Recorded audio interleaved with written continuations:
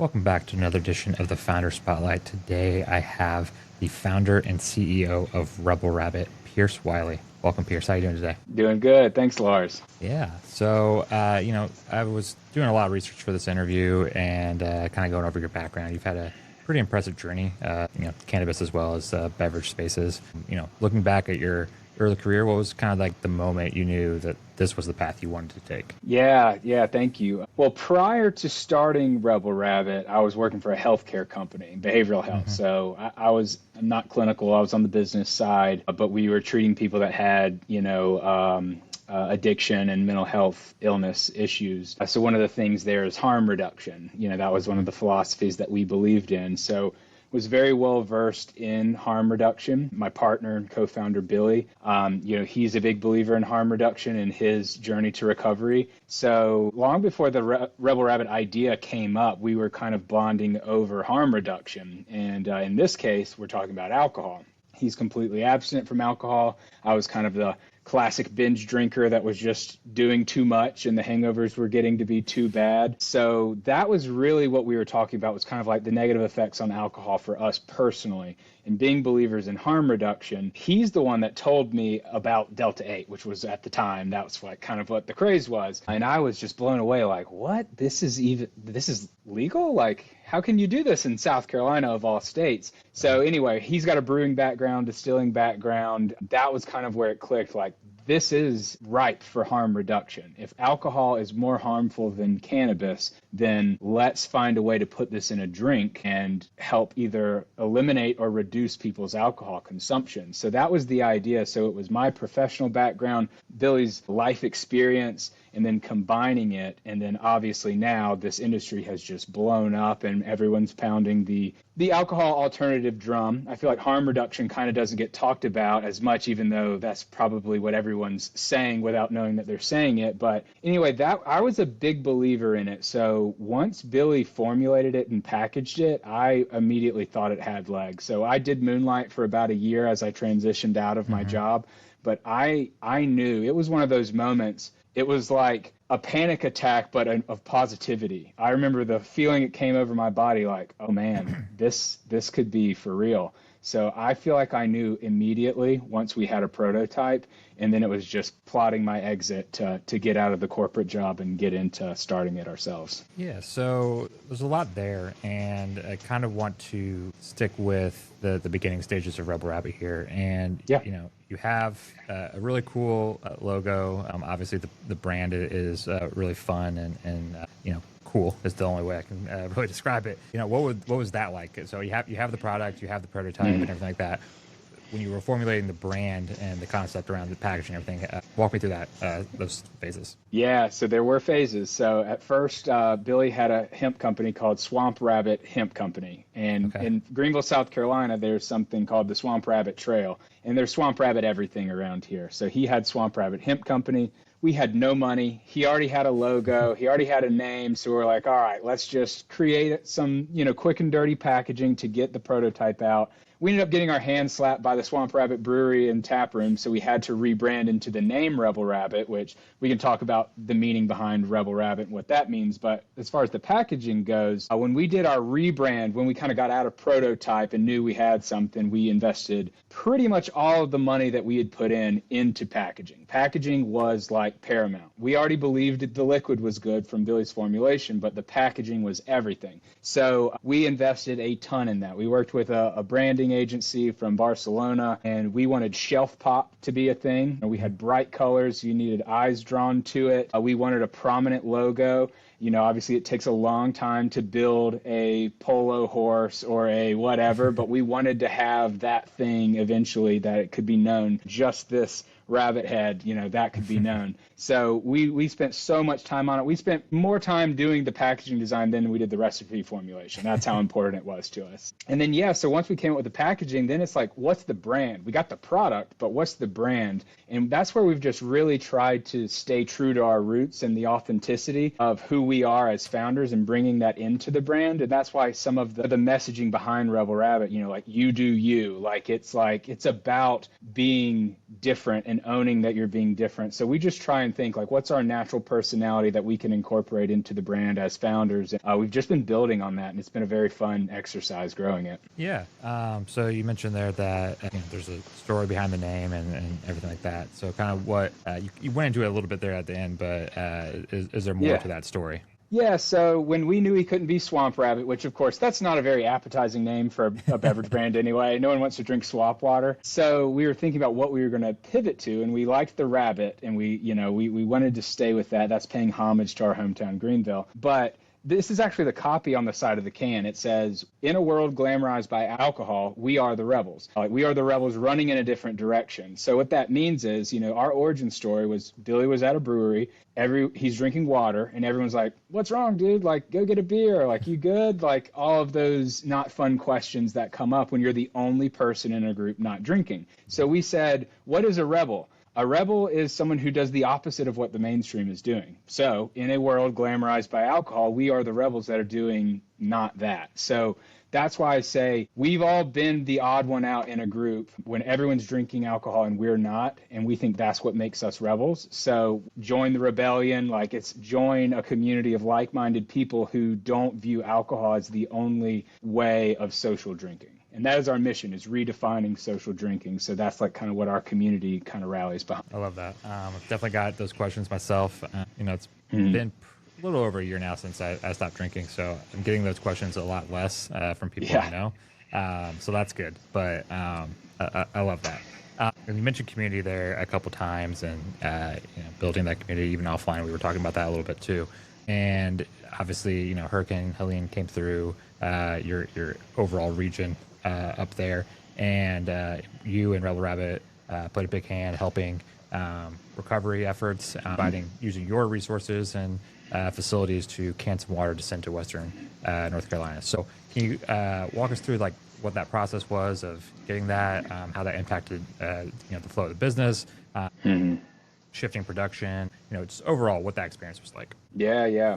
Well, when we first bought the brewery, Greenville, South Carolina is known for having really good water, really good tasting, high quality water. It's kind of a thing around the South. People just know it. So we've always talked about like, what if we canned it, one day. So we talked about it in that regard. But when the hurricane came, our sales rep was like, we should help. Let's can the water. So we talked about it, but, he kind of prompted us to take action. So, of course, we've got Rebel Rabbit, but we have the brewery, which is called Upstate Beverage Consultants, which is essentially a co-packing facility. We've got these cans on hand, so we were able to just jump in right then and just do it. So we didn't have labels or anything. We just did it because we could. And we have a distributor in Asheville, so we had a way to coordinate logistics to get it up there. So we just did that first initial run of 5,000 or 10,000 cans, and then it was so well received by the people up there because there was a delay in them getting support. It wasn't getting the news coverage initially, and there was a little delay in getting those resources up there. So then we kind of heard like, okay, they're good on drinking water, but now they need other uses of water. So we started filling drums of water. So I think we've done over 2,000 gallons so far. We're just kind of chipping away at it. But as far as the impact to the business, contracts with clients where they've paid for their line time and you got to produce on schedule. So didn't have as much flexibility there, but when Rebel Rabbit was on the schedule, we could at least punt that and push it out. So that's basically what we did. We did what we needed to do right by the clients, but then when we had an opportunity to make Rebel Rabbit, we chose to can water instead. So long days around here, much longer than normal, just, doing a client, then doing water, but we were able to get it done. And, posting it on social, like I really do feel like it made an impact. I think that you can get momentum. People in the community see, oh, well, if they're doing that, then I should do something too. And obviously lots of other people beyond us were helping, but I really do think it gave us momentum. And there's obviously the initial surge in the beginning, but it's an ongoing effort for a couple of months. So we're continuing to do it, even though the news isn't covering it anymore, but we're just going to continue to do it until we know that those guys are stable up there in Western North Carolina with water. Yeah. So on social, you mentioned that you said that there was an impact and things like that. Was there any measurable results from that? Like, was there other co-mans that were doing similar things after you jumped in, or any results that you have. Yeah. I mean, we certainly won't take credit for other people following suit, but yes, we heard of so many other people doing it. And we would have logistics companies reaching out to us saying, hey, if you need any help with getting it up there, we've got trucks. And we had other people in the community coming on site and saying, let us help you sponsor a drive where we can get other supplies beyond water, using Rebel Rabbit and Upstate as kind of the hub for collecting it. So we're still working on that. One of the partners in the community coordinated something with a NASCAR team. So those big trucks that they carry the NASCARs in, they're going to come down here and load up. So it was really cool. Just by putting it out there, we were inundated with people trying to help. We even had customers. We put up a disclaimer on the website like, hey, sorry, things are slow right now. Post office isn't shipping. It's like, just bear with us while we're helping out. We had countless customers say, don't even worry about it. Cancel my order. Keep the money. Thank you for what you're doing. So it was really incredible to see not just our community in the backyard, but the Rebel Rabbit community also trying to help from all over by just saying, don't worry about the order. Just keep the money. That's beautiful. Yeah. So I actually had never heard that Greenville, South Carolina has great water. So that's really cool. Is that something you guys use and utilize in actual the Rebel Rabbit product itself? We joke that that's part of the secret sauce. A lot of co-packers use reverse osmosis water. They're kind of stripping the water to keep it as a blank slate. So regardless of what co-man you go to, it's the same water. And so we're using the city water, and we have filtration and everything, but we're using the Greenville water. So we've had customers that have made it at other co-packers, and they come here and they say, it tastes better. I don't know what the deal is. And we're like, I don't know. Maybe it's the water. But yeah, we joke that that's part of the secret sauce. That's interesting. You guys could have a battle with New York.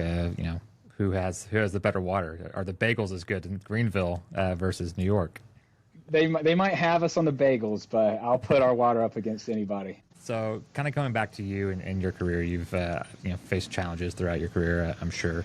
Can you share a time that maybe you or Rebel Rabbit were up against the wall, and then ultimately how you overcame that? Yeah, so outside of, I'd say probably everyone in this space and other startups too, but the universal problem of managing cash flow, that's always just so super fun. But in this regulatory environment where you got states that just get wiped off the map because of legislation or rumor of a bad bill, like, it makes cash flow forecasting really challenging. So that's just kind of like a constant problem. But I would say the biggest challenge that we had was right after we bought the brewery. It was a brewery licensed by the TTB to make beer. Well, we are non-alcoholic, so we had to switch into being a non-alcoholic manufacturing facility and getting GMP certified and all of that stuff. It was a 9-month, very expensive process, working hand in hand with the state that, was difficult to work with. And it all happened during the time we were trying to raise money. Cash was tight. Basically, DHEC, which no longer exists in South Carolina, came out and said, you can't do that. This whole industry is illegal. You can't make it. You can't sell it. So it was like, oh my gosh, are we going to go bankrupt? Like, what's going to happen here? During that same time, my baby was born 6 weeks early, so I was dealing with that during, a stay in the NICU. It was, I mean, you couldn't have engineered a more stressful time, but it was just absolutely crazy going through all of that. But ultimately, we prevailed. We worked with the state. We kind of got them to walk back that this was illegal, and we had to defend it. So working with lobbyists, working with regulatory attorneys, but just demonstrating that this is not illegal. This is okay. And as you probably know, we got a favorable attorney general letter recently. So we were right that this is legal. But dealing with regulatory hurdles, we just took on all this debt to buy this brewery, and now they're saying that you can't make it, which the entire underwriting of this investment was based on us making Rebel Rabbit, and then dealing with it while in the NICU with the baby. Like, it was absolutely insane. But you just kind of keep your nose to the grindstone. We've got a team that believes in the mission. They believe in the bigger mission of creating this category and sharing this with the entire country. And we were able to get through it, but it was a really challenging time, no doubt about it. Yeah, and with that, the ability to stay nimble and adaptable to these changing situations that are constant, especially in this industry, I'm sure has taught you a lot, not only from a business standpoint, but a leadership standpoint and probably a life standpoint as well. Absolutely. Yeah, you can have a plan, but life's got its own plans. So you have to be willing to adapt in life. You definitely have to be willing to adapt as a startup, and certainly within this category. So yeah, we were able to, when it was not clear that we could make THC products here, we pivoted and made some non-THC products just to keep us rolling. So you just got to have your head on a swivel and be willing to adapt and be decisive and make decisions quickly. And I think that's how we've been able to survive. And sometimes that's how it feels, that you're just surviving. You're fighting to stay alive and riding this wave because the industry is going to be big and it's going to be there. So it's just do whatever you got to do to keep fighting and don't die on the vine. Yeah. And so you don't need to name any clients or anything like that, but you mentioned that you guys are also a co-man. Do you guys do any non-THC clients as well, or is it all THC clients? We do a lot of lion's mane mushroom products. I don't know if, I don't know, you can bleep it out or edit it out, but, we make Breeze. We made a tonic water out of Austin, Texas that went on to win some gold award at the LA Spirits Award. We've done coffee, a local coffee shop. We launched their RTD. We've done yerba mate. So we've really kind of expanded out. So THC is our network, so that's where a lot of the inbound leads come from. But we are kind of, adding some more tools in our toolbox and expanding our services a bit too. That's awesome. So you guys, well, there's always a gap between how the public perceives an industry, what industry insiders experience. So what would you say is some of the biggest misconceptions about the cannabis and or the beverage industries that frustrate you as a leader in the space? Well, first, we know what we signed up for, first off, especially within South Carolina. Everyone jokes South Carolina will be the last state to ever legalize marijuana. So we kind of knew what we were signing up for, but, fighting the reefer madness is what's tough. So, you got to fight that stigma and show people that there is a use case for this. Not everyone that uses these products is not your stereotypical stoner or pothead, so that's the walls you're constantly, breaking down. So that's frustrating. And then obviously there's infighting obviously within marijuana and hemp. There's even infighting within hemp.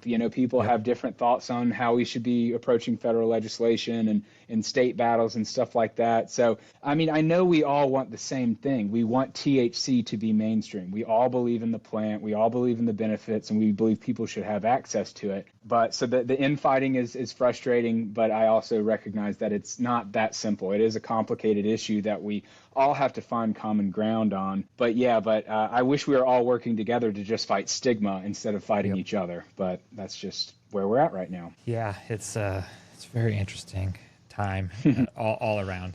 Recently got back on Twitter, X, whatever you want to call it, and just the conversations within hemp as well as cannabis, and then the two industries fighting each other are very interesting. Obviously, in Florida, we have the Amendment 3 potentially passing, or not passing, but it's on the table at least, and the different investors, I guess, people invested in the industry fighting over that. So it is frustrating. We all just want the plant to be free.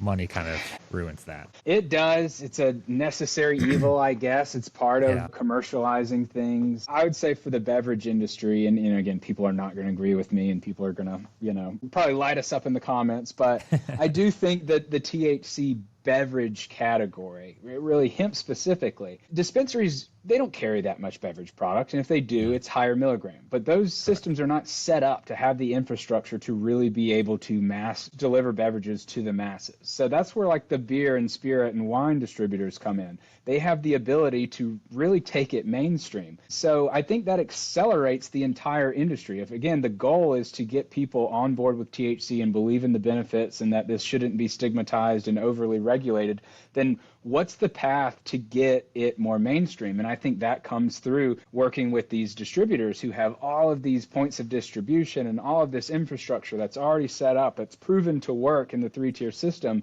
So it makes so much sense to me, like that's how we get to the mainstream, because not everyone can handle smoking. Not everyone can handle gummies, but a low-dose beverage, my mom can drink them, and she's never smoked pot in her life. So I think this is a way to get it more mainstream, and then we can kind of, work on everything else. But I think this is I think it's tough to argue that hemp beverages have accelerated this discussion a lot. Without them, I don't know that we would be at the injunction. 100%. And it is interesting that you have the different mediums of which you can consume THC.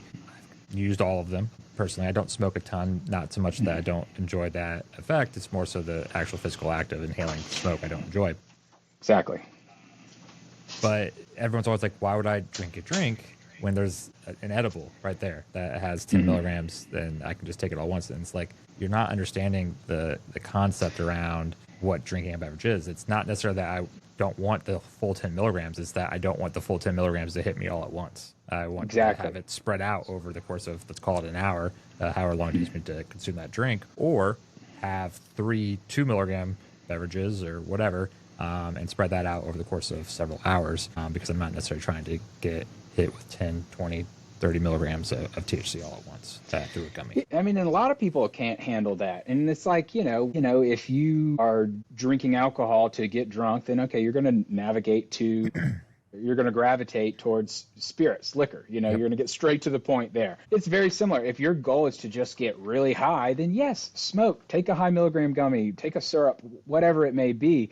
But again, for us at least, it's redefining social drinking. That's the point. Everyone socializes over beverages. Everyone is used to this motion here. It can be awkward not having something in your hand, so it's about the social aspect of it. And to your point, you got to have a lower dose to be able to do that. So we've got our Wild Hair 10, our Mild Hair 5, and we're actually about to launch Light Hair at 2 milligrams for that exact reason. My mom drank a 5 milligram the other day. She had a great time. She was laughing her ass off. So she probably wouldn't have wanted to be in public, and she couldn't have driven a car, but she would have been a better candidate for 2 milligrams instead of 1 5 milligram. But then there's the other side of the coin. I was at a football tailgate the other day, and I wasn't drinking alcohol, and it was a long day. So I would have loved to have those 2s. That way I can almost drink it like someone's drinking a Michelob Ultra. So whether you're a cannabis naive person with a low tolerance or you're a higher tolerance person that's just wanting more sessionability, there is a purpose for it. And I just think that with the beverages, it's way less likely that you're going to get over your skis versus if you take too hard of a drag or you didn't cut your gummy in half the right way. You know what I mean? Like, that's so much more risky. The beverages, with how fast they hit nowadays, you could stop halfway through a can if you got the desired effects and not have to worry about overdoing it. And I don't really think there's a form factor to that where you can do that as easily as you can. 100%. So you mentioned the Light Hair that's coming out. And I don't how long until that comes out? We've got the cans in. We obviously have all the stuff because we're going to launch it in our flagship flavors. So we've got everything here. It's about finding the line time to launch it. So we have a new canning line coming in, a high-speed canning line that's getting installed in about 3 weeks. So we're going to have a really busy next 30, 45 days. Realistically, I think we make it in December and launch it before dry January. Perfect. So that's one, I don't know if it's exclusive, but news drop here. That is.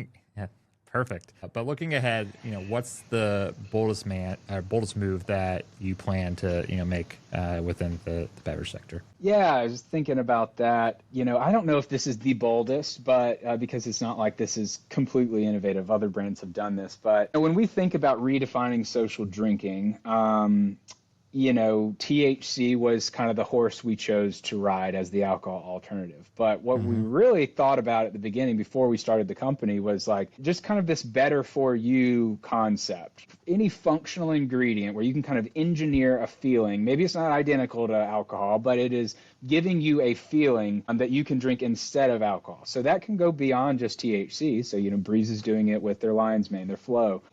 Maybe it's kava. Kava seems to be very popular, especially in, Florida, or just any other adaptogen, nootropic, whatever. So I like thinking about being able to sprawl out into other areas and have a variety of different products. So I think it'd be cool to have a spirit bottle like nowadays, the seltzers, a shot, a beer alternative.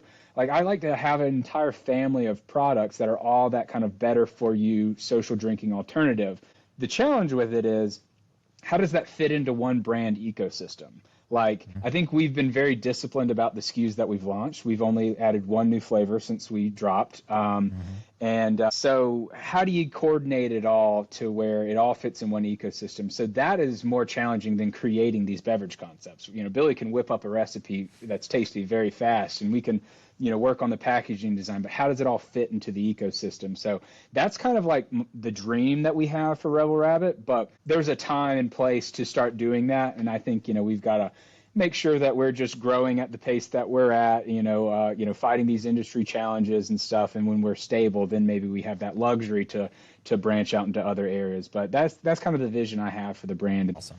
I like to ask all of the founders on here a question, and it's, besides Rebel Rabbit, what brands are you drinking, or what brands inspire you? Yeah.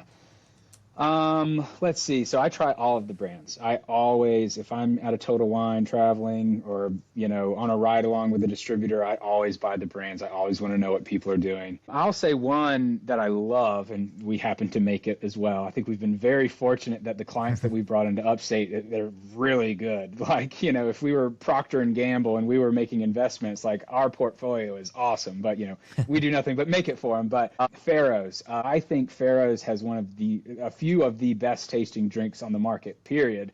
And Rhino and Mary, for those that know them, they're awesome. We really love them and what they're doing, kind of catering to the baby boomer crowd, which is a massive demographic that buys Rebel Rabbit. So I believe in what they're doing, and I love the liquid. So I would say them for sure. That's the one that sticks out to me the most. I really do think it's one of the best tasting drinks on. Awesome. Well, thank you very much, Pierce. It's been a pleasure chatting with you. And until next time, guys, cheers. Thank you.